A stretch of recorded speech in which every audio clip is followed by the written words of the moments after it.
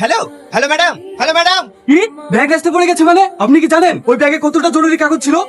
Sorry sir, আমি বুঝতে পারিনি কোথায় পড়েছে। আমি আপনার কোনো কথা শুনতে চাই না। আপনি যদি এমার্জেন্সি ব্যাগটা খুঁজে না পান তাহলে আপনাকে আমি কাজ থেকে বার করে দেবো। এমন বলবেন না স্যার, আমি যা করে হোক ব্যাগটা খুঁজে বের করব। এক্সকিউজ মি, আপনার সাথে একটু কথা ছিল। কে আপনি? আপনার সঙ্গে আমার কোনো কথা নেই, যান এখান থেকে। 1 মিনিট ম্যাডাম। বললাম না যান। এই ব্যাগটা আপনার রাস্তায় পড়ে গিয়েছিল, এখানকার ঠিকানা আছে বলে নিয়ে আসলাম।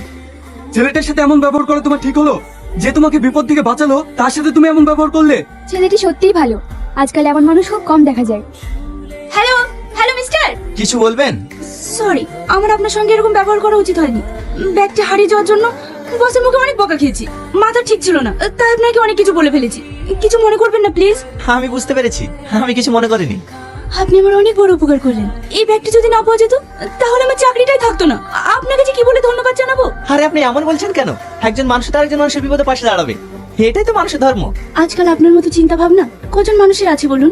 যদি থাকতো তাহলে আমাদের সমাজটাই পরিবর্তন হয়ে যেত। আপনার এই ঋণ আমি কোনোদিন শোধ করতে পারবো না। ঋণ শোধ করতে চান? তাহলে একটা ট্রিট দিয়ে দিন। আচ্ছা ঠিক আছে, কি খাবেন বলুন? এখন নয়, অন্য এক সময়। তাহলে আজ বিকেলে কোনো রেস্টুরেন্টে বসি। ওকে, তাই হবে। কি করছো শাশুমা? এই তো কাজ করছি। হ্যাঁ, আমার ছেলের সাথে বিয়ে নাই হতে আমাকে শাশুমা বলে ডাকতে তো লজ্জা করে না? লজ্জা করে কি করবো শাশুমা? সেই ছোটবেলা থেকে কথা দিয়ে রেখেছো আমাকে নাকি এবারে বউ বানাবে।